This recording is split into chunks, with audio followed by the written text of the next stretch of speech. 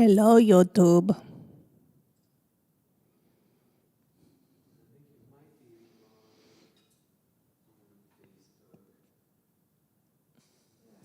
Facebook. What up, Facebook?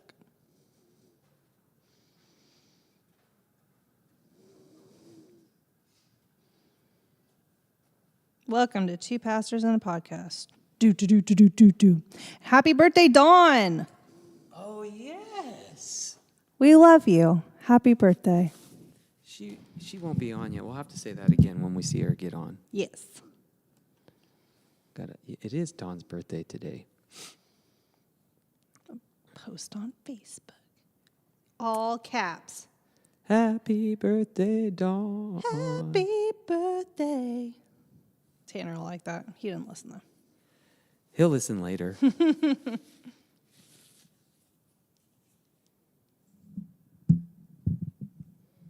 Post.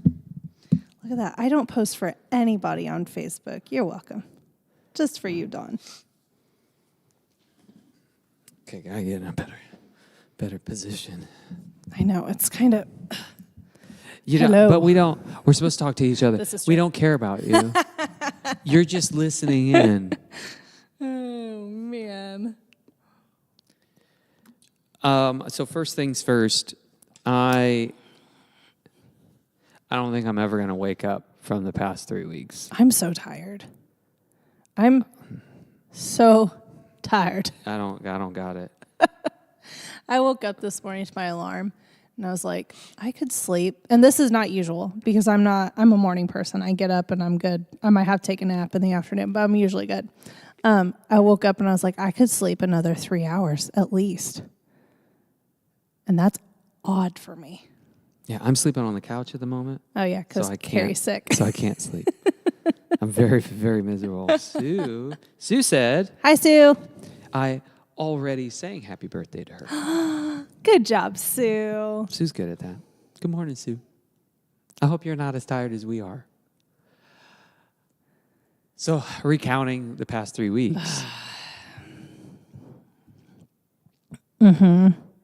And it's just one snowball into the next. Mm-hmm. So this Sunday we have Kids Against Hunger. Mm-hmm. Which will be a fun... I'm excited about that. Yeah, it'll be a fun time. And then a couple weeks break, and then it's VBS. And then you get to go on vacation. Yay! And then I get to go on vacation for a week. But it's getting there. It's getting to vacation. We were driving around at District Assembly. It was me and Dawn and Mike and Pam. And they both go, Mike and Dawn both go, isn't it about time for Josh to have a vacation? My last vacation was in October. Yep. I think yeah, I think it's time. I really need to rethink that July thing. You should. It's so hard. It won't make a lot of sense to some folk, but it's so hard for my family to take vacation in the fall. Mm-hmm. The nature of our congregation and our church traditions, the fall is super busy. Mm-hmm. So finding breaks in there, and also like I did the last vacation I took, I was just home. It was a staycation. No, that wasn't October. Did I take?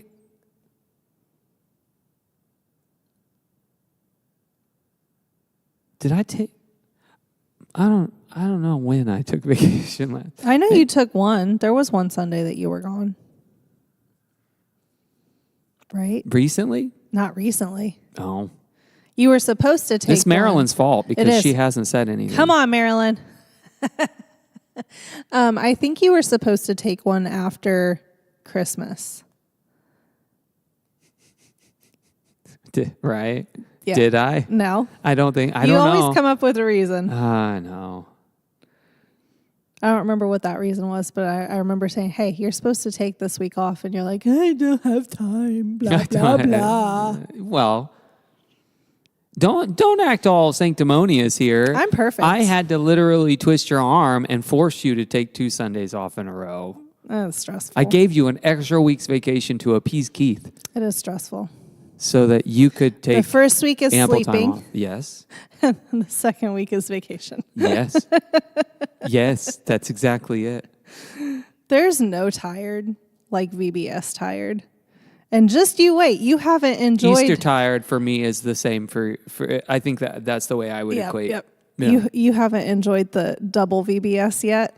This will be your first year. It is. Just And you wait. I'm in charge of recreation for preschoolers and kindergartners.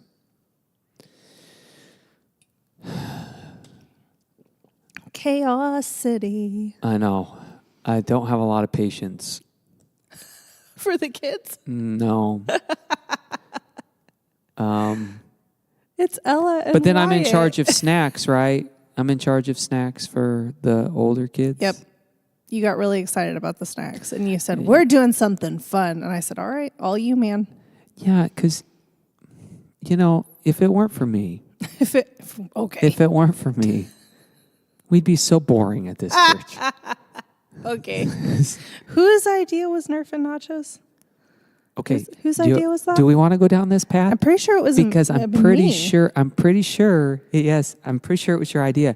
I'm pretty sure it was me that pushed you to not be boring. It wasn't boring. I was trying to be frugal.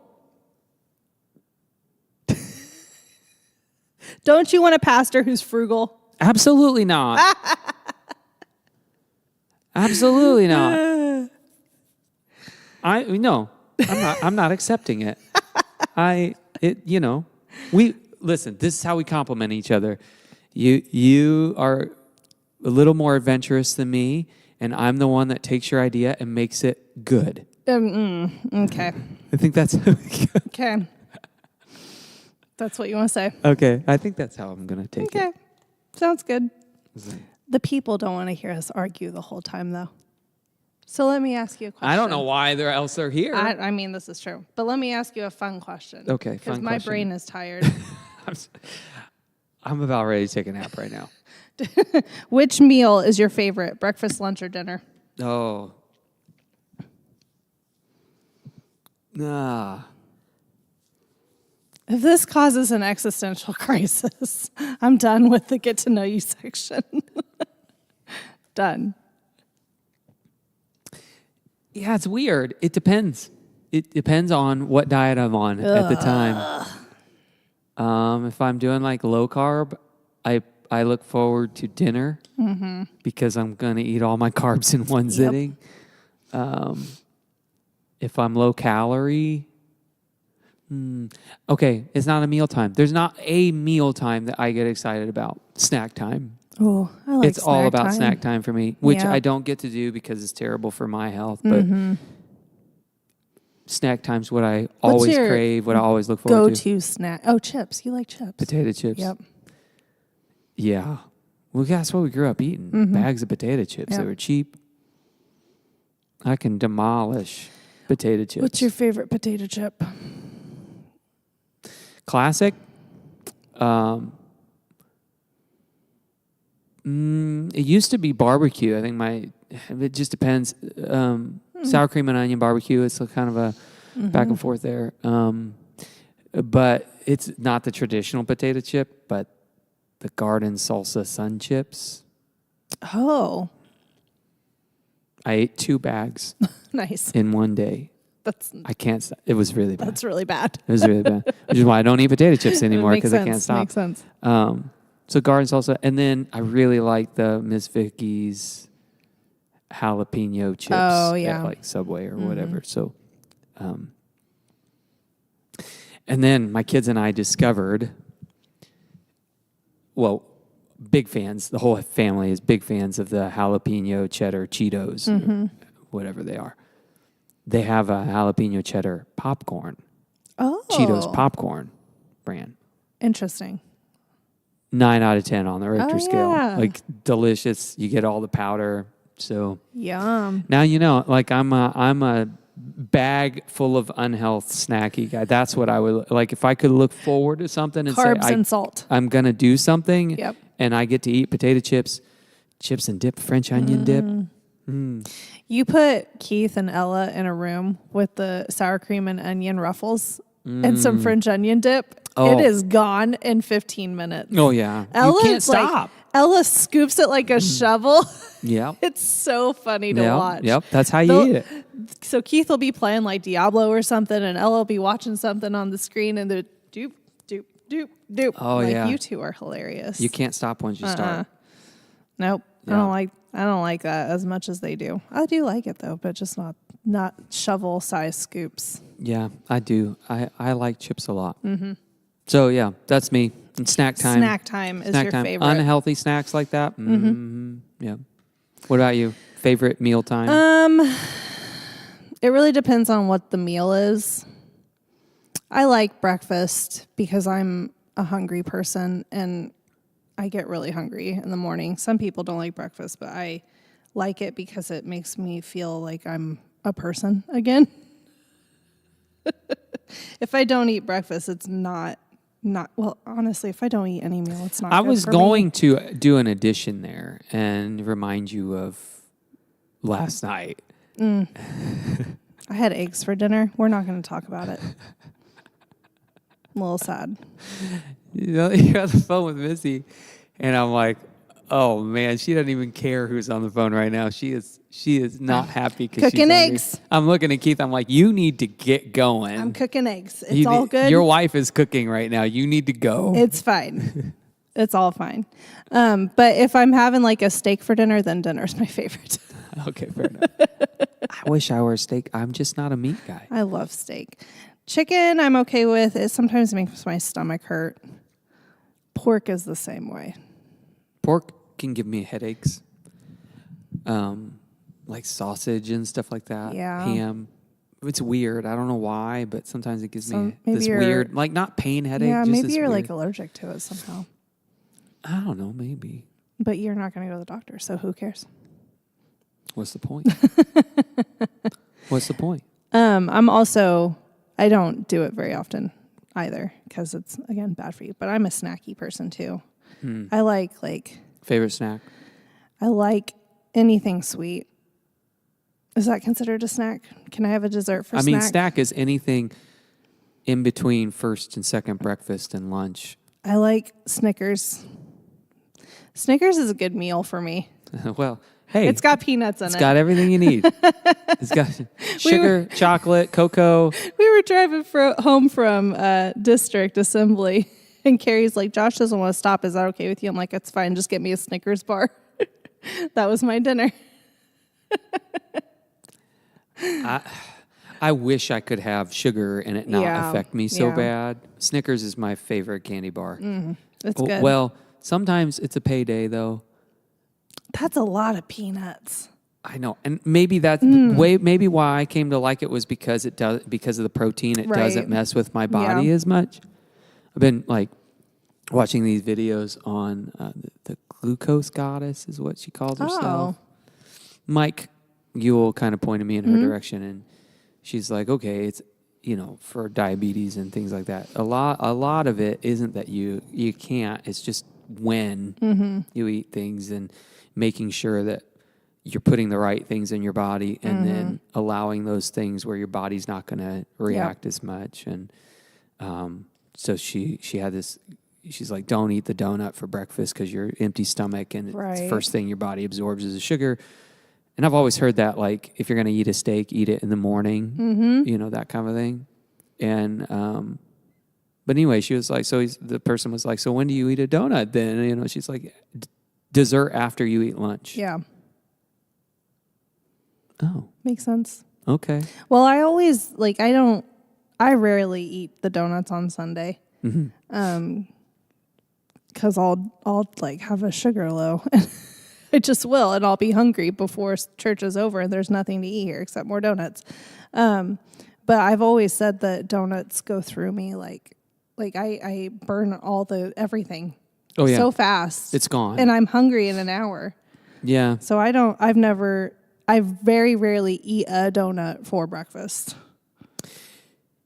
It's kind of weird. But I love donuts. Yeah, I know. I know. So do I, especially, is it is it Bavarian with like the pudding on the inside? Yes. I will hammer those. Those are so good. I will hammer those. Delicious. Love those so much. I think I've seen over the years, like it's really American culture that's like load up with sugar for breakfast. Like for some reason we have this idea that everything we eat that's sweet needs to happen in the morning, which is just like apparently the worst way really you could possibly eat. Yeah. Everywhere else it's like protein and stuff to carry you through the day. And it makes sense because then you get, you know, we just can't, we're always hungry. As I'm coming off of keto, I've noticed that I'm way more hungry now in between meals, which is a very weird feeling because I can go on keto. You've watched it. I'm not even mad about it. I'm just not hungry. Yep. I'm just, but man, off of keto, I'm like, I bring me follow food. this lady on social media. She does like the picky eaters situation. And she says that one way when you're talking to your kids about food is that you say, not that it's good or bad, but you say, this M&M gives you a little bit of energy and it goes away really fast. Right. This ham sandwich gives you a lot of energy and it sticks around for a while. So I've been trying to do that with the kids, but they'll always choose a donut for breakfast. Yeah. It's kind of cool to think about, I think, the spiritual ramifications of that mentality. The M&Ms that give you a burst for Instant a second, but they fade. gratification. Yeah. What are those things? The quick hitting, quick spike, but a quick low. Yeah. In and out versus the things that really kind of keep you up. And looking at like diabetic cookbooks and stuff and, how to eat better with my own body. And it's like, okay, if you're going to eat bread, it's got to be whole grain, stuff that like you need protein, stuff it takes your body a long time to break down so that it's not creating this glucose spike that then this drastic drop or whatever. That makes sense. But, should we approach spiritual life the same way or understand spiritual life maybe the same way as like what you should eat and when and what the effects are and the benefits are to each. Maybe the quick hitting stuff is meant to be the dessert after lunch and not the whole meal or something like that. I don't know. That could be a fun series. Or not a series, sermon. Yeah. It's not, yeah. That's good. Yeah, we could spend some time doing that for sure. So, I don't have a plan. We never have a plan. You've gotten used to it by now. We never have a plan. You like listening to us talk, though, That's right. That's what we're telling But ourselves. we were at district assembly, so we can talk about that a little bit. I'll say this. For the record, if you're going to sing in a Nazarene district assembly, Holiness Unto the Lord, you better know the song. If you're going to lead that, you better know that song. Also, the rap version that has become everyone's becoming accustomed to, the jazz version that is like 20 beats per minute, way too fast. Got to stop doing that too. I was noticing that because we talk about singability quite often on the worship team. Yeah. And we were singing not the Holiness Unto the Lord. That's also a fast one. But the other song that they sang. Yeah, what was that song? May His favor be upon you. No, well, that was the blessing during the ordination. One. Yeah. The other one they sang was We Believe. Okay, yeah, that was the one that after. One. Oh, yeah. The way that they were singing it, I was like, this is not very singable. I noticed that it really does matter. It for does, your doesn't people. it? Yeah. Yeah, I was in the congregation, and I don't get to just sit in a congregation and sing. Let's be honest. I don't really connect in a worship service through music very often. It's not how God connects with me the most. So I don't appreciate music as much as the next person maybe. So it's hard for me to sing in general. I'm not very whatever. But I was, as they were singing that We Believe song, I was thinking the same thing. I was like, this is like, they can barely sing it up there. You hear people singing in the congregation, and it's kind of like minimal. Yeah. It's not that they don't want to sing. It's just kind of minimal. Well, if you don't know where the song is going. Or if it's just out of reach. Yeah. You're singing really low. Everyone was singing low. Men are singing low. Women are singing low.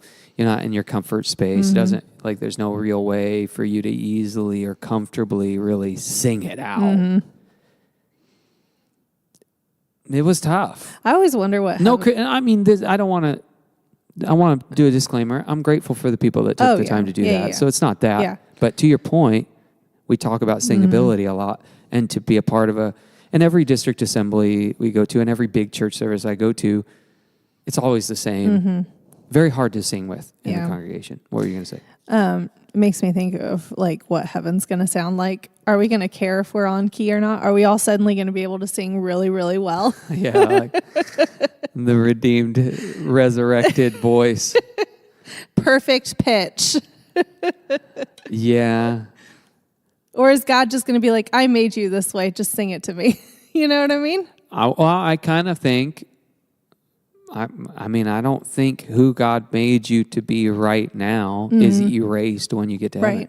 I don't, that doesn't make any sense theologically. Right. So yeah, if you sound like a dying cat, You're going to sound that way. you're going to sound like a cat who's gone to heaven. Right. We all have different gifts. Yeah. Will we get to use those in heaven? I would think so. Yeah. I don't know. It's the way that you experience the kingdom of heaven breaking into the world today in all the ways, whether it's community or service or whatever. Like, that's what heaven is. Yeah. Right? We just get a taste of it on this side. So in all those ways, I think it's fun to think about. But yeah, I mean, think about yourself right now. Your very redeemed, perfected self, glorified self, all that. Like, it's not sin that caused your voice to stink. You were created that way. God made my voice stink. And maybe what we lose in heaven is the critical ears. Maybe, that people sound bad to us. Something like that. Anyway, but yeah, singability. We do talk about that a lot. Like, we work really hard in a small church, and it goes unappreciated. I know. Like, I think to most lay people, music is music. Like, just get up there and play your stinking instrument. Just don't play it too much. Don't be too crazy up there. I like being crazy. No, yeah, you. Yeah, that's right. Me and that piano. Yeah, she's at Jerry Lewis Boom, back ba-dum, there. ba-dum, boom. Went to Mercy Road Church on Tuesday for a retreat with Kids Matter. And they are like, it was just really funny to me because I went from district assembly, which is, it's pretty minimal, musicians and singers. And then I go to this Mercy Road Church, and, they have paid music pastors, and it's, people who have gone to school for this, and they've worked on their instruments, they've worked on their voices more than most once a week. Yeah, that's right. That's right. Yeah. And you can see why some people do flock to these bigger churches if it is music that causes them. Anyways, I was sitting there. I try not to critique too much, but in my head, I'm thinking like a pastor, like I want to see their kids' area. I want to see their website. I want like those kind of things. Always working. Who cares about retreat? Where was I going with this? Talking about they're music. just they also had struggles with singability. I thought, which is really interesting. Here's why. I firmly believe this. I don't have any data on this, but I firmly believe this. There's no creativity. We want to sound like the radio. Well, that's why they 100%. Yeah, we were talking about this on Sunday with Chris Tomlin and Phil Wickham. Yeah. How some of their newer songs, you can tell, were not meant to be worship songs. Right. Because of the singability. They're just meant to be sung. Yeah. And us, if you're wanting to listen to it in your car, but they're not church songs. Yeah. A lot of them are not church songs. But even when they record for the Christian music industry, which is just another behemoth corporation, don't kid yourself. They don't have your best interest in mind. They just want to make money, right? That's why every song sounds the same. Yep. It's also why every song is put out of reach, because certain voices sell more than other voices. And so the problem with a lot of churches is we bought into this idea that to be relevant, we gotta be able to perform that way. And so when we go on CCLI and we download some sheet music, we get our band together and it's like on the radio, okay, here's the song on Spotify. You know, let's say Hymn of Heaven, which I think is done in the key of D. It is. Let me tell you something. Let me tell you something. That's dumb. Yeah. That's dumb high. Yeah. And it's like, okay, you can't sing that. No. Unless you got a really, really professional, powerful voice like Phil Wickham, let's say, or Chris Tomlin. And the trap that a lot of churches have gotten into is they hire worship leaders and stuff that are able to hit those highs and those lows that have that big gap of range. And then we bought in this idea that what people are really looking for is that same experience in church that they get on the radio when they're listening to the radio. Yep. And in the meantime, what we don't realize is that no one else can sing with you. Yeah. And what it turns into is people who want to worship. I mean, they do. And the people that are really strong vocally in your church, your lay people, they're going to sing. They're going to be quite happy. But to most people, it's really hard to find a place. And so the singing isn't that people don't want to sing. It's that they can't sing what's on the radio. So we did the blessing at District Assembly, which I hate doing that for ordination. I'm so glad. Maybe we'll never have to do that song again. We'll see. And that, listen, we're at a Nazarene, Wesleyan Holiness District Assembly. We sang one Nazarene song and two charismatic songs. This is the critique. It's okay. We have a different GS coming next year. It's not Carla's fault at all, but it's more than just the state of the church. What were they trying to do with the blessing? Well, they did it exactly the way it's recorded. We sang that bridge 23 times, and everyone was up there. All the pastors are up there kind of, oh, we're going again. Yep. Oh, there we're going again. Yep. Okay, how many times are we going to say this? Like, it just needs to be simple. And I think with the burst of the charismatic movement, with the praise and worship scene and the kind of the heavy band stuff, we just got lost in sing it the best way it can possibly sound. Well, no. Sing it the best way your church can sing it. Yeah. And so we do. We spend a lot of time on I've spent, and Greg and I spent tons of time. And I've spent 15 years working through how to be a worship leader, frustrated that people don't sing. Why aren't they singing? I've been around the block, and I've spent hours changing keys. Even changing like the way we do Lord, I Need You is nothing like the radio. Nothing like the radio. Yep. But it doesn't have that super deep low and that super high high. So we flattened it out, picked the key of F, and it leveled it out. Yep. So everything's in this very small range. I think that's really important because our music shouldn't be about performance.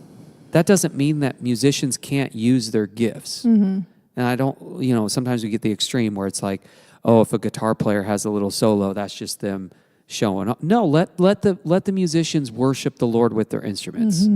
There's a way to do that and it not be the cynical side that everyone's kind of looking for. But make it singable so that everyone can really connect. And we've spent hours working on that. Yeah. And I know it largely goes unappreciated. But I'm really proud of. And we're still learning. We've learned recently when Carrie helped me sing one week, like, maybe. Got to change the key again. Yeah, maybe we're not as singable as I thought we were. Right. Maybe we can go a little lower so that it's a little more singable for the women in the church. And, but yeah, so first critique, the only critique really of district assembly was, man, just because it's the district coming together doesn't mean that we can't just have simple music that allows people to really worship well. Yeah. And so, Dave Bartley, this is a shout out to you. I'm always available. I'm always available to lead worship at district assembly. Do you think he listens? I hope he does not. I was like, we were in the hotel, and everyone went up to their room, and I was one of the last ones. And then, lo and behold, here comes our general superintendent staying at the same hotel, and they're checking in. And then I got in the elevator with them. I'm like, they're going to ask me where I'm from. And, they introduced themselves, asked me how long I've been here. I'm like, what church are you at? And I'm like, I really don't want to tell you. Don't look us up. Please don't go to harvardhouse.com. Please don't do that. Please don't do that. Speaking of Dave, I really enjoyed his sermon. Yeah, that's one of the things I want to talk about today. Yeah. That was probably my favorite part of district assembly. What'd you get out of it? So a couple things. I appreciate, and maybe it's just because where we've been recently, we're talking about the changes that are happening culturally when it comes to the church and the things that different people appreciate. Like we've already talked about music. Some people really appreciate the music being loud and robust and emotionally moving, while other people appreciate scripture reading or a good sermon. And he was talking about how the millennials and the Gen Zs are coming up, and Gen Zs are now in their 20s, aren't they? Right? Something like that. No, I think almost that's in their Gen 20s. Y. Okay. Gen Z's, I think, high school still. Okay. Yeah. Okay. So, and then he talked about different ways that you could accommodate. Is that the right word? I don't know if that's the right word. Different ways that you can Understand what they're looking for. Yeah, and put that into your service. So he talked about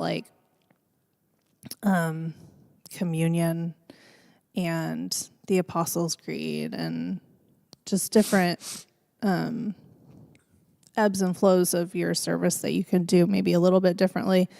A lot of what he said, I was like, hey, we do that. Hey, why are no people coming to our church? We already do that. I said that to Mike. Yeah. Okay. So I've been saying for a few years. Okay. So kind of the context of his sermon. Yeah. And I loved it. I love Dave Bartley and his mind, and he's very much trying to stay in tune to what's happening in our communities and cultures, because our task as the church is to reach people. Excuse me. That echoed. I'm very sorry. Yeah, and no chairs in There's here. no chairs in here. If you hear an echo, it's because we're literally echoing. So he's very in tune. He likes to read up on those things, surveys, how things are going. And so part of the context of the sermon is for the past 10 years, maybe more, there's been this phrase that's used in the church called the rise of the nuns, N-O-N-E-S. Yep. And what that has meant is that surveys for a long time over millennials, Gen Y, Gen Z, is they've seen more and more of an increase in people who, when they're asked their religious affiliation, check the box none. And that's been an alarming rise over the years, like a jet. Yeah. And so we've said this for a while, so what's happening here? What's causing the shift? How do you reach the nuns? That kind of thing. And Dave's always kind of talked about that. And then he shared that there's something that's shifted though, it's like that we didn't see now, coming. right? It's plateaued. Yeah. So the nuns are not growing anymore. And it might start it might be on the start of the decline. Because what they're showing is that they might not be necessarily open to Christianity, but they're open to spirituality way more than you thought it was going. And it's the kind of spirituality they're looking for that you have to pay attention to. And that's what his sermon was really kind of like, okay, how do you hook onto what they're looking for and build your church services in a way that connects with what they're searching for? Now, before you get all cynical, I'm not saying like you just be fluid and do whatever just because it's trendy or whatever. But I do hear Paul, when Paul says, I become all things for all people, you know, he's being very intentional. Like he knew how each community worked. And that's who he was when he was there, because that's how he was going to be able to connect with them. And so if you like look at missionaries, a lot of times they are more successful if they become a part of the culture, if they're a part of the community. You hear a lot more success stories about that over, like, I'm not bashing missions trips, but like over just a week-long missions trips, you make these connections, but then you're gone. So I can see how that works in the favor of the church to be culturally at least aware, at the very least. If you're not culturally aware, then you're not engaging your world, period. Like that's just how it goes. So I appreciated that. And so I've been saying for a few years, probably four or 5 years ago, I read a study, and I have not been able to find it again. Maybe someone will find it and be Google like, here it is. I have searched and searched and searched. But I read this article, and it was referring to this survey where it was asking maybe Gen Y, young millennials and below, so maybe 30 and below. You know, here's this list of 10 things that define a church, right? Like the elements of a church. Rank them in order of 1 to 10 of what's most important and least important in contributing to your decision of whether you're going to stay somewhere or not. And ironically, at the very bottom of the list was music. And I don't think they mean music in general. I think this kind of like radio-centered, performance-based, you know, mimic what you hear and have this big that's not at all what actually drives people. Right. It's not to stay. Make or break for them to come to a church. Top of the list was the sermons and the personality of the pastor. Those are the two things. To which I'm like, well, that's why nobody comes here. But that's not true. No.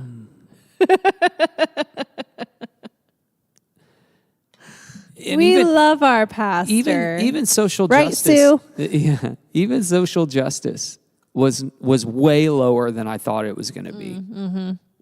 Because I'm an older millennial, and that was kind of a definer for us. Yeah. Like, you know, and probably more reactionary because the church had left behind its call for justice work in the world and social care and responsibility for the least of these. So my generation kind of like on that like, we got to reclaim that. Well, that's been reclaimed in a lot of ways, not for near everybody, but for some. And so it's not high on the priority list, you know, for them either. So that was kind of an eye-opener for me. And then there started to become these whispers of young people are yearning for traditional stuff. So thinking about music. Yeah.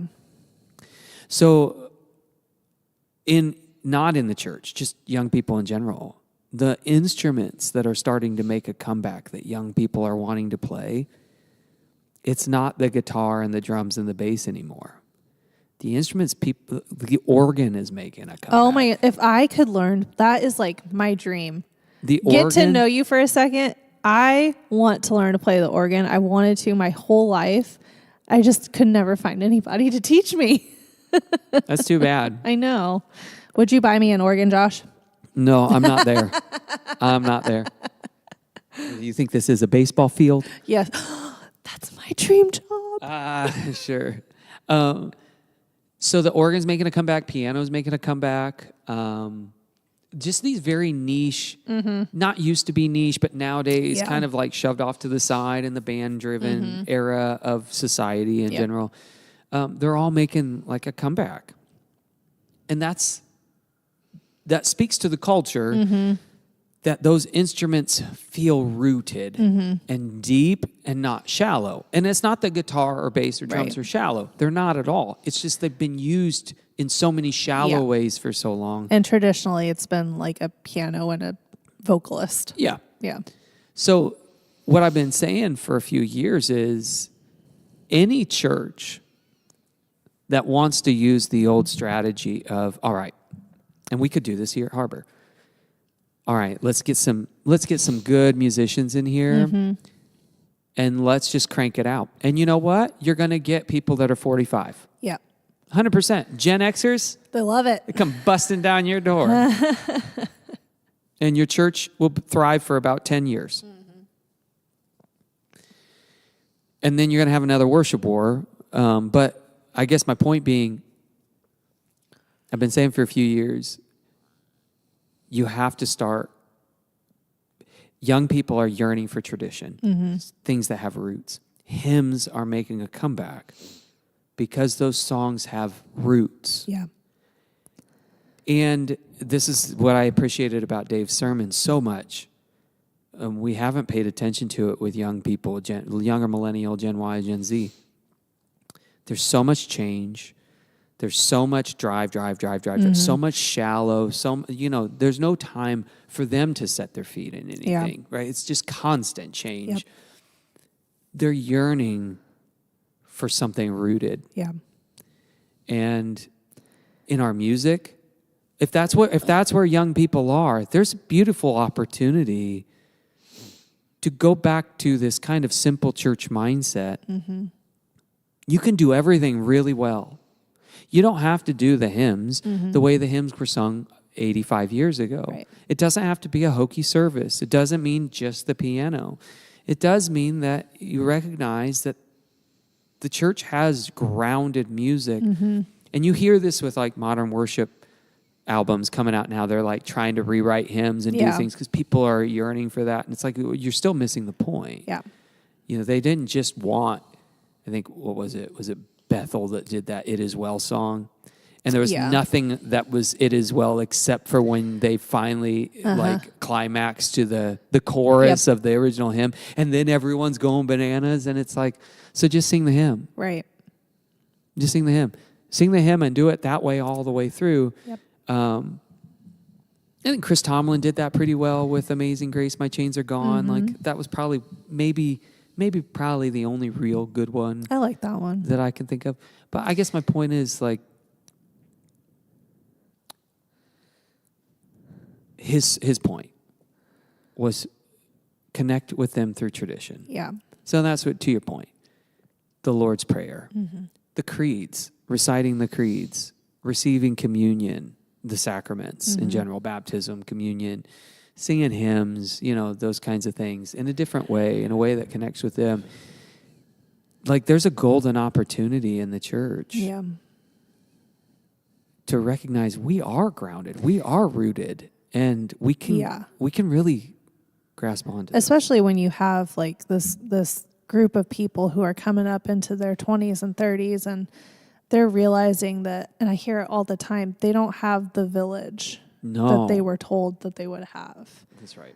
And we have already a set community that we've been given. If we would act like it. If we would act like it. Yeah, we don't, but yes. But I think that that's also a big thing that they're craving, like outside of the traditional service, is we want that community. We want that village. I don't know another word for it. I think that's right. When Keith and I, because I'm the only one at this table who's changed churches in the last 5 years.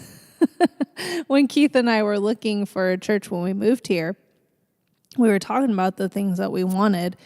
And we had been Nazarene since 2014. And so I know that's in the grand scheme of things, it doesn't sound like a very long time. But anyways, we weren't even necessarily looking for the Nazarene denomination. Yeah. I always told him the only thing I desire is that it's Wesleyan holiness. Like it has to. So yeah, Nazarene would be great. I can deal with like Free Methodist. Like I told him the list of things because he was less picky than I was. Sure. And that's right. But I thought it was really interesting that, was it Carla who said that the younger people want to be known as Nazarenes now? Was it her? Yeah, I disagree with that, but yes, that was her that said that. I thought that was interesting too, but I think she misinterprets what they mean by that. I think from an institutional level, that feels good because it says, they yearn to be a part of a denomination called Nazarene. I gotcha. No, it's the village. Yeah. It's rooted. Yeah. Well, that was the other thing that I was going to say is that when we were looking for churches, like it was a very specific. We were trying to be sensitive to the Holy Spirit, like where we were being led, and it was a very specific what we were looking for. Obviously, we had young kids, so a safe environment for kids was number one. But we were talking about like the feel of the church. Like when you go in, do you feel like it's a family, like they know each other, or do you feel like it's just Sunday and done type situation? And so that was really important for us too. And I think that a lot of, I can't say kids anymore because did you know that 35 is middle aged now? Did I know? Did you know? I've known the whole time. I'm almost middle aged, but that's the crisis is coming. I don't like it. That's what kids my age are really concerned about, is having that village, having that community. And I think that's something that we really need to zone in on. Yeah, and so a village is what, is the it's what centers you. Yeah. And holds you together. Mm-hmm. That makes you the village. Mm-hmm. But that's all root, right? Yeah. Like that's being rooted. Yeah. Like it all has this kind of, and we might use the language tradition in church. We were just talking about this a little bit ago. Like the drive of Christians these days, that we're searching for community. Mm-hmm. And we're doing that in neighborhoods and houses and things like that.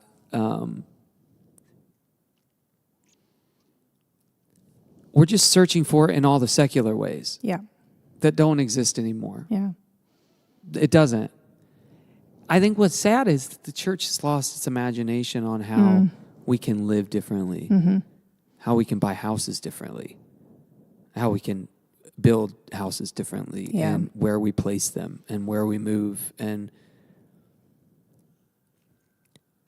take it for what it is. I look at the Amish, and I don't agree with everything by any stretch of the imagination. They didn't get the community. They did not get the village wrong. Mm-hmm. They didn't get the village wrong. I know. They built a barn in like 30 minutes. They were willing to give up a lot. Yep. A lot. Yep. To sustain real community. Mm-hmm. And I think that's probably the biggest breakdown in the church. In America specifically, as we watch the decline of Christianity in America. Yeah. Not around the world. Yeah. Not in third world countries. Not in African countries. But those communities are still very communal. Mm-hmm. And their church becomes their home. Like, straight up. Like, that is their village. Period. Mm-hmm. And if they can live next door to you, they'll live next door to you. If they need to live with each other, they'll live with each other. But they'll walk 4 days to get to their people. We in America, we're so obsessed with having our own private space. We're trying to find, leave me alone, but I need people at the same time. Yeah. And okay, I want friends, but rather than investing in the village that God's given us, it's like, well, it should be, maybe it's this house over there, maybe it's over there or whatever. Yeah. we're not answering the question right. Yeah. And in churches, I think, again, if you latch onto that idea, okay, then what are we not doing right? We're chasing rootedness, but where there's no depth. Yeah. So I would love for the church someday, and I know I'm the only one here. Like I don't know if it would ever go this way here for me. It's very cultic sounding in that regard, but that was weird. Weird noise. I know. It's very cultic sounding in this regard, but there's nothing like that makes me feel least fulfilled in life than coming on Sunday and going home. Yeah. I yearn for the village too. I just kind of think that the early church did it right. Yeah. First century church. I think you pool your resources and you build homes with your people. Mm-hmm. And your village becomes your literal village. And church becomes your church. Yeah. Where the village comes together, which is kind of how towns used to be. Mm-hmm. You know, when you had First Church of the Nazarene in town, that was for the village. Yeah. You lived next to each other. Oh, you know, for what it's worth, I understand that's not practical.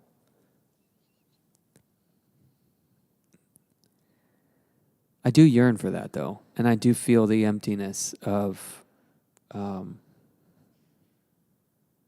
living life like everybody else. Yeah. But we just go to church on Sunday. Now, that's not cynical. It's just my heart. As you know,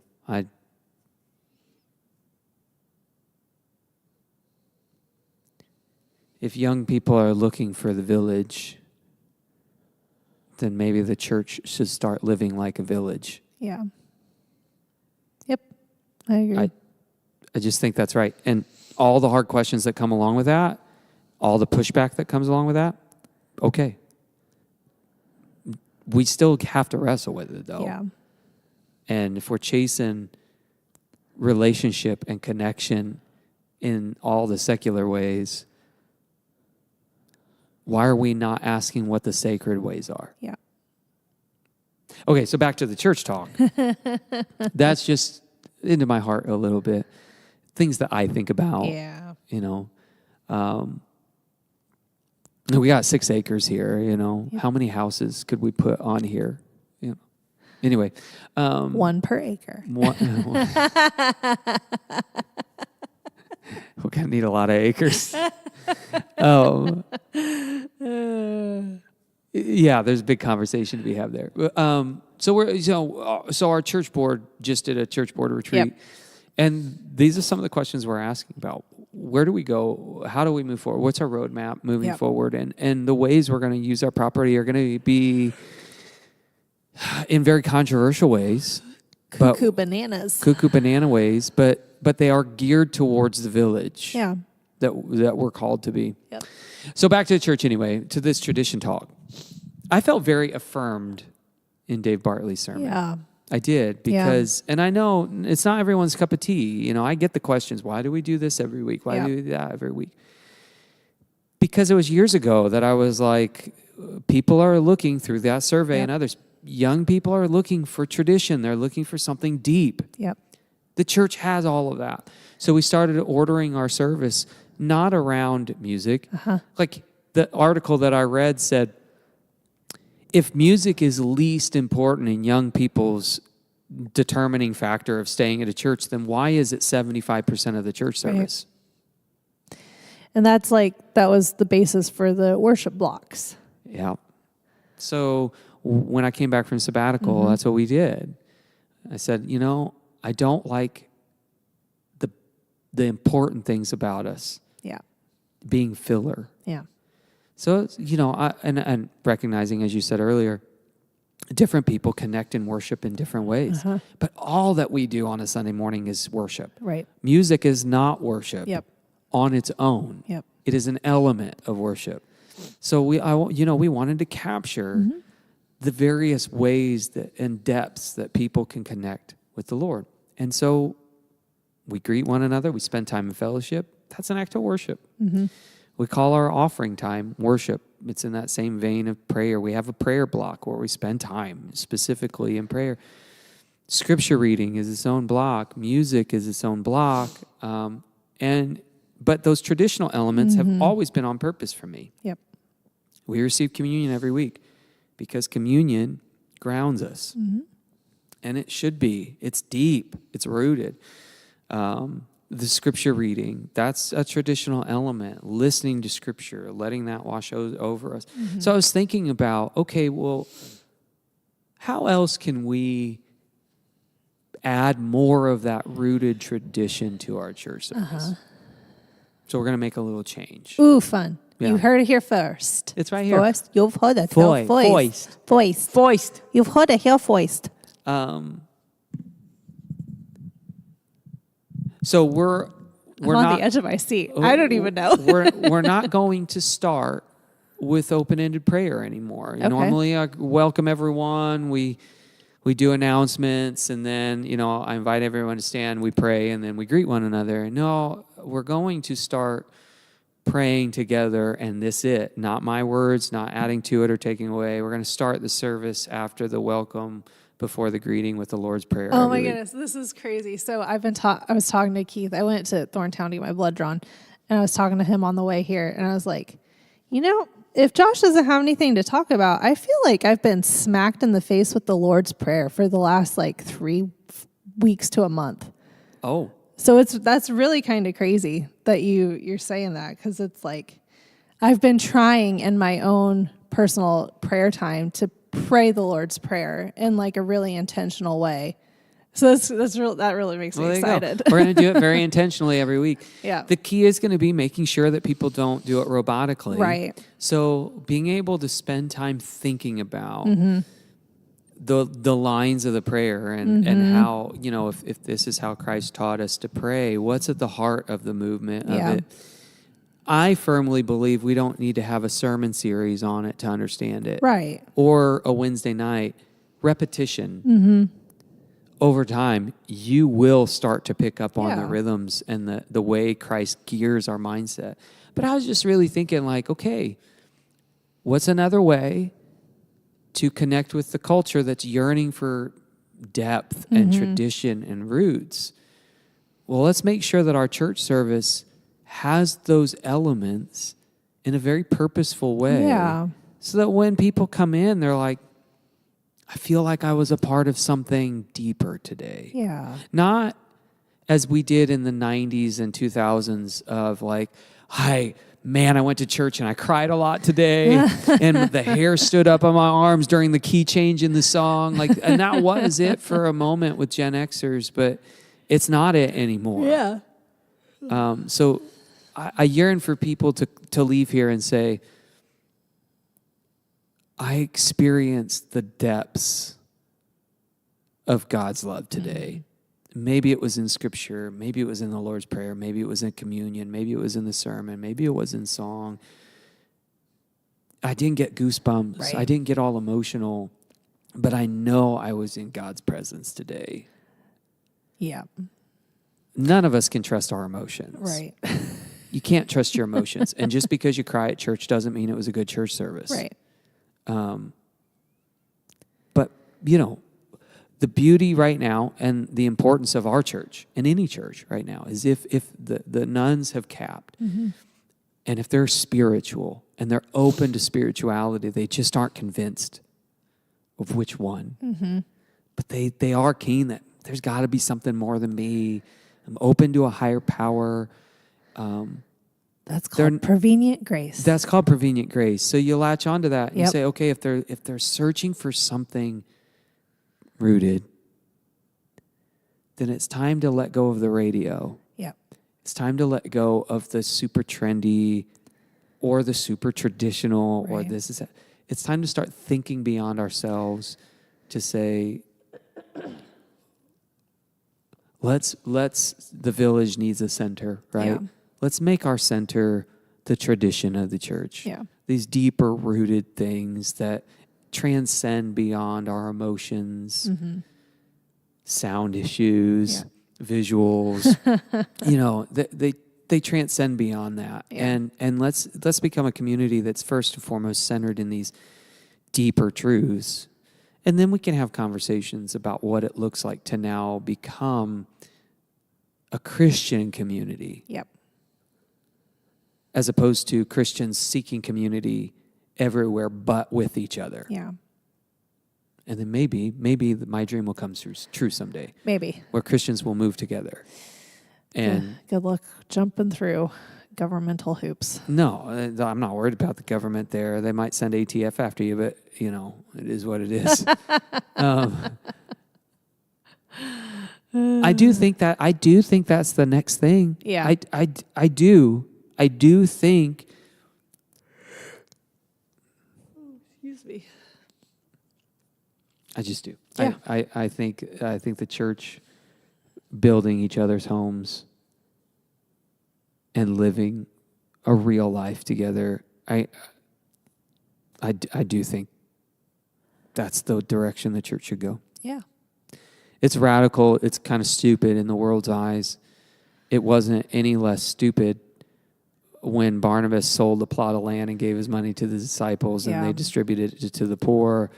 It didn't make any sense for Romans when Christians were, pooling their resources together and living together and eating together and spending time together in the temples. But that is the first century church, and it brought a lot of healing and it brought a lot of life.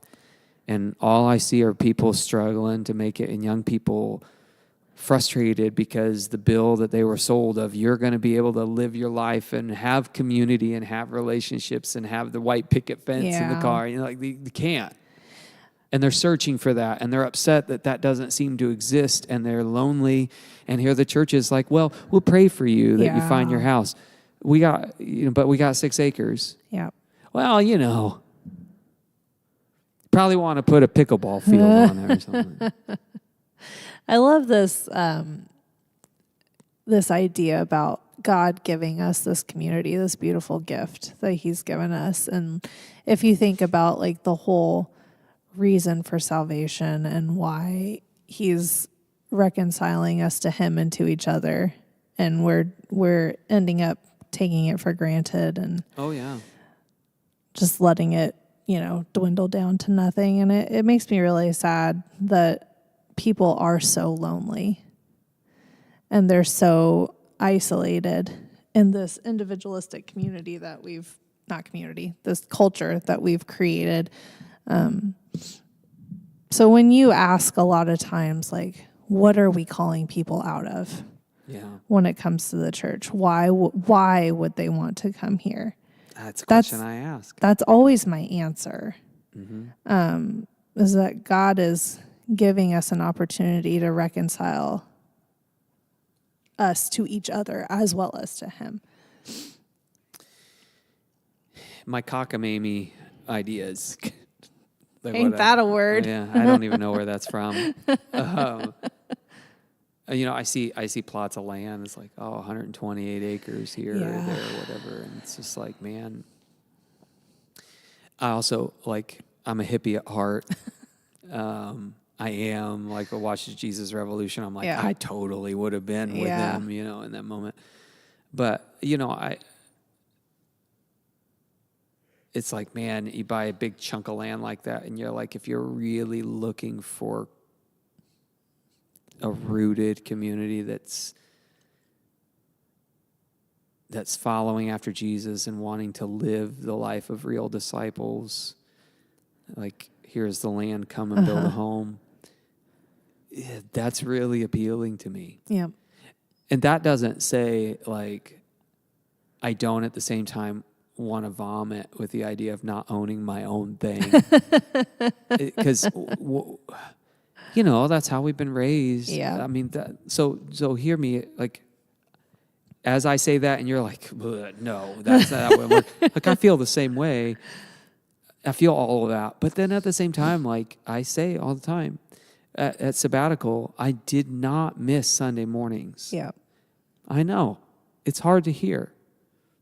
I didn't miss having to convince people that I'm a good enough pastor for them to stick around. Yeah. Lord knows right now, I already know that no matter how hard I try, Right. it doesn't seem to matter. Mm-hmm. I didn't miss trying to convince visitors that we're better than the church next door. We're more welcoming. It just always feels like you're having to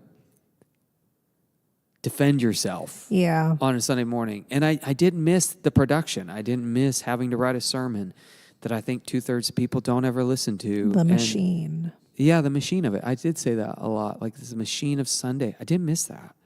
I did miss third Saturdays. Right. I missed dinner on Wednesday nights and discipleship on Wednesday nights. I missed those things a lot. Didn't miss the machine. Yeah. I think I would miss the machine if it were an extension of all the other life together things that we do. When you think about how we are as a culture when it comes to community, and you start to realize that we're like two different sides of a coin. We want the roots, sure, but do we actually want the roots of digging down deep into the church that is near your house, or the church that you've decided to be your home church? Or are you going to be like, no, I don't think membership is for me, because what if I want to leave in a year because somebody makes me a little mad? Yeah. Like there's some real things that people have to dig through their own stuff when they want a community. You have to be honest with yourself, and you have to be honest with the people around you, and that's uncomfortable. Yeah, and so in the meantime, like, as we are searching for community, like okay, we're not building houses on a plot of land and sharing space, and that's fine. But there are a plethora of opportunities in our church for you to become a more rooted member of the community. Mm-hmm. Someone that's known, that knows other people, that people pray for. We prayed for Missy yesterday. It was a very profound, deep prayer moment for us. It felt like the prayers of old days. A very touching moment.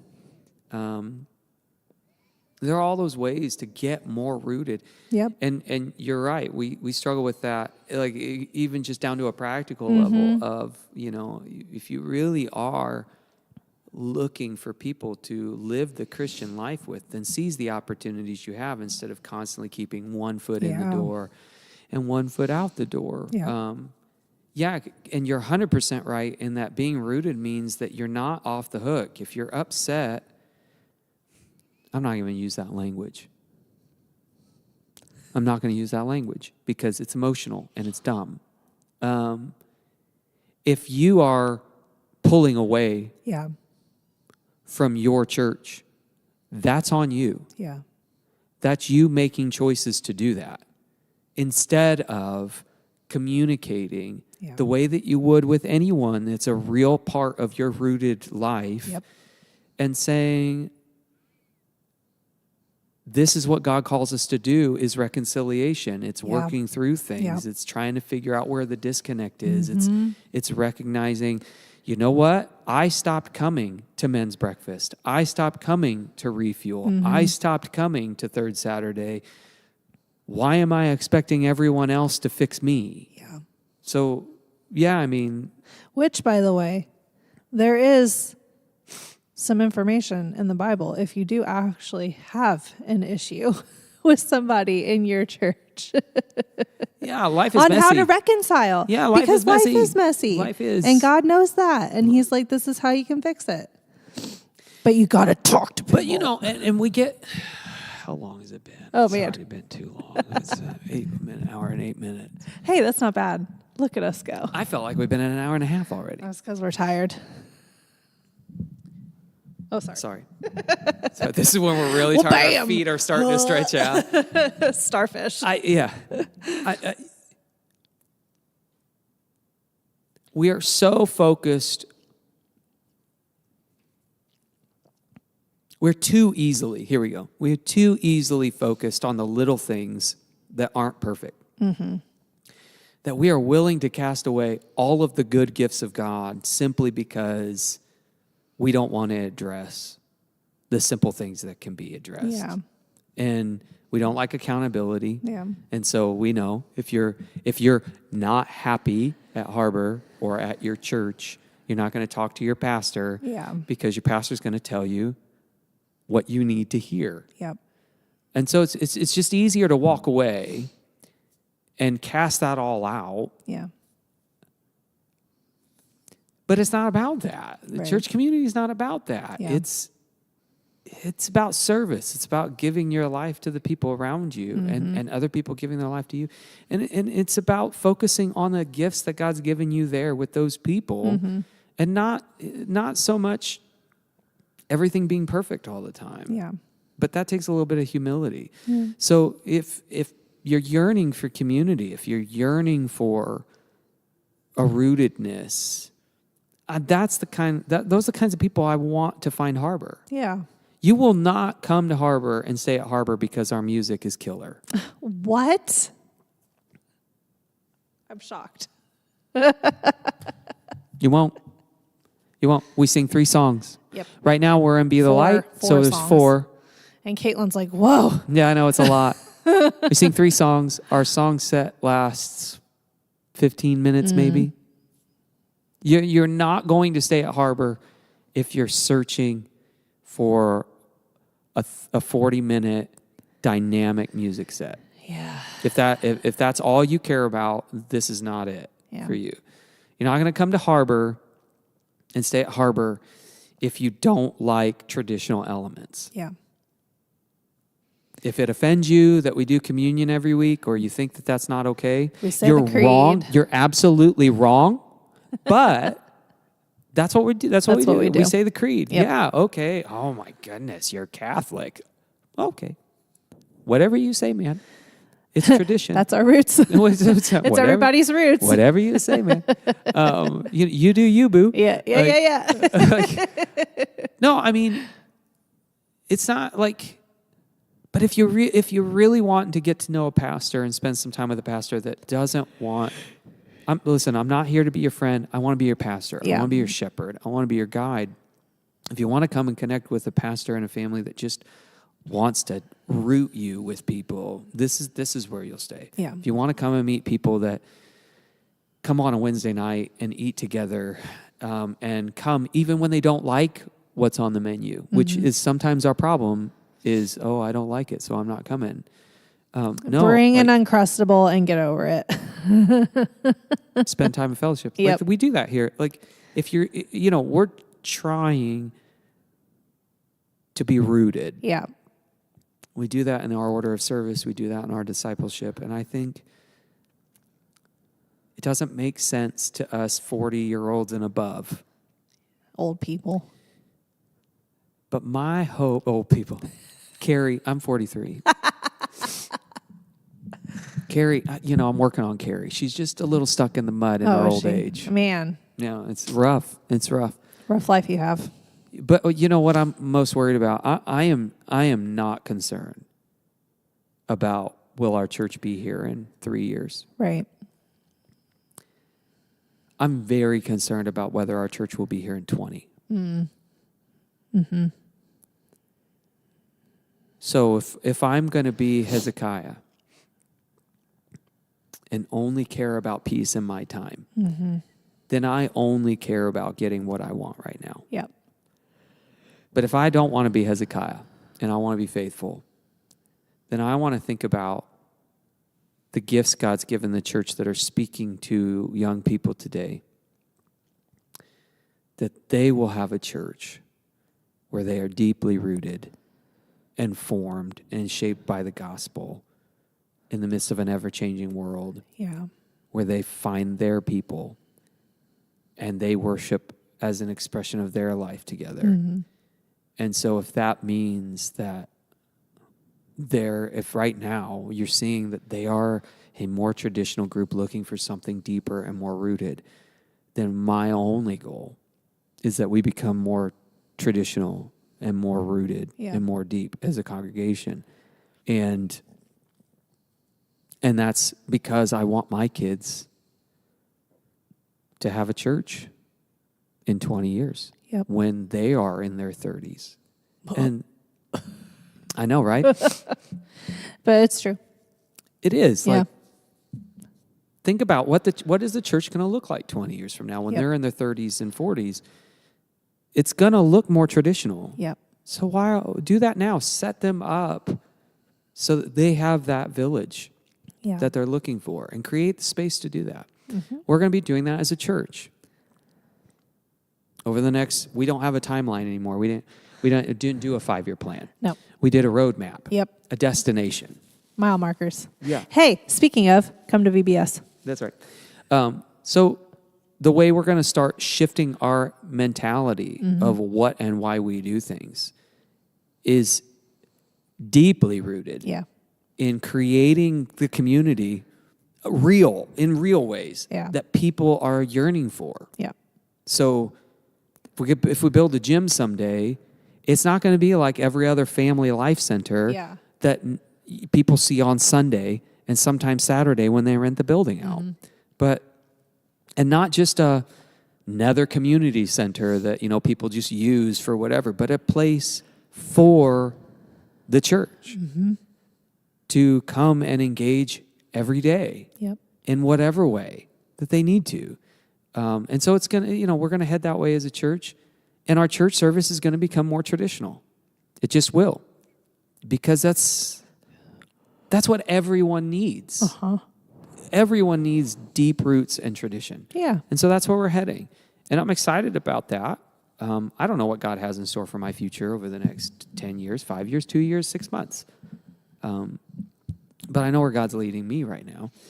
And it's like, okay, well, let's be that church community that everyone talks about, but no one really knows how to be. Yep. So here we go. Let's do it. So thanks, Dave Bartley. The highlight of District Assembly 2025. Yeah. Dave Bartley's Agreed. sermon. It was very Was it a good. sermon? His report. Sermon report. I really appreciate Dave Bartley. Yep. Really do. Really, really do. Yep. I asked him this year, I said, "You're not retiring this year, right?" He's like, "No, I got some time." I was like, Good. Good. So thank you, Dave, for your report. It's inspiring. So maybe this is a good question to end on. We won't answer on here because we've already been too long, but even for you who are listening. Yeah. When you think of tradition, I don't want you to think of like the traditional versus contemporary church service mentality. Don't That's do not that. what we mean. We're not saying go backwards. Yeah. I'm not a fundamentalist. I'm not a partner in holiness. Boom! But I mean, like, when you think of being a more traditional church service, a deeper, more rooted church service, what elements do you think of Yeah. that maybe maybe there's something you've experienced in the past that you're like, that was rooted, that was deep, that was not just meaningful, but deep. Yep. Maybe there's an element in there that we can think of as pastors. It's, and as it's for parents, thinking about their children. Okay, these things, they're super transient generation. Everything's changing every year now, every 6 months now. Yeah. They're inundated with change. So Yeah. when we think of children's ministry, how do we offer them something more rooted and deep and not just an extension of more of Coco Melon? Yeah. I I think that's why I love having the Lord's Prayer right at the beginning. I think we've had this conversation before, but the kids know the Pledge of Allegiance before they know the Lord's Prayer. They do. And it's really, that is a little sad, and it's, on us as parents because the public schools aren't going to teach the Lord's Prayer. And we should. And you think about it and they're like, ugh, they're not going to like it. They're not, blah, blah, blah. It doesn't matter. You make your kids eat vegetables because it's good for them. You teach them the Lord's Prayer because it's going to build this foundation that they can. It's why we serve. We're supposed to. Yeah. When you got time. Yeah. And maybe we should make time. It's why we serve communion to our kids too. Yep. You get that comment a lot of like, well, if you do this every week, it's going to lose its meaning. I firmly disagree. Yeah. It gets meaning. Yep. The meaning develops. Oh, yeah. The tradition develops the more you do something. And then it's not tied to emotion. Yep. It's tied to your rhythm of life. Yeah, doesn't somewhere in the Bible say don't trust your heart because it's evil? Yeah. Something like that. Yeah. Yeah, if you and so as pastor, I'm hopeful because we're moving away from emotionally driven church services, and I could not celebrate that more. There are emotional elements. Don't get me wrong. Like when I talk about Jesus on Good Friday, that's emotional time for me. The Passion, the cross that's emotional. That's not me getting the willies just because the key changed. Yeah. Like that's meaningful stuff. So it's not that there's not emotion, but I'm looking forward to the days where you're not getting that this church service isn't emotional enough or something like that. Like, no, like this is a deep church. Yeah. I feel like I worshiped with ancestors from 150 years ago today. The more I go through classes, the more you learn, the better appreciation you have for, everything. And that's why it's so important to be so deeply rooted in your Bible study. And that's what gets me emotional too, is when you're going through that and you're like, whoa, I had no idea. Yeah. I had no idea. Yep. And that's why I think it's so important to have the foundation of the roots, especially for kids. So keep going. So the kids, they're going to get the Lord's Prayer. They're going to get prayer time. They're going to get communion. They're going to see the offering plate. They get to participate in that. Singing the doxology. Yep. As we pass the plates. That's tradition. Yep. We're forming people with roots. That song to sing, praise God from whom all blessings flow, while you're giving your offerings to the Lord. That's tradition. That's rootedness. So our kids are getting that, and so again, like maybe like there was something that was rooted and deep for you or for anyone listening. That's like, man, let us know in the comments. Yeah, seriously, that's where we're heading, people. Yep. It's where we're going. Because we need a church that's going to be here in 20 years, connecting with young and at that time middle-aged people when we're dying. Because in 20 years, I firmly expect that I won't be here. So I'll be 63. We'll see. We'll see. If I die young, bury me in satin. Oh, no. Like that. No, there's no. We all know about the statue. For those that don't know, Josh statue. You'll find the sermon someday. It's gonna be huge. When I die, it's in my will. Oh, hey, speaking of, just a little tidbit I learned from District Assembly. We should share with you. Oh yeah. As a Nazarene. Yeah. If you're a member of the Church of the Nazarene, through the Nazarene Foundation. You can go online and make a will for free. Yep. A legally binding will for free. Yep. And you can work with them on setting up trusts and those kinds of things. Boy, I just feel like we just officially became a podcast. Sponsored by Nazarene Foundation. Sponsored. They are not going to sponsor us. They'll just say, thank you, it's free. We don't have enough.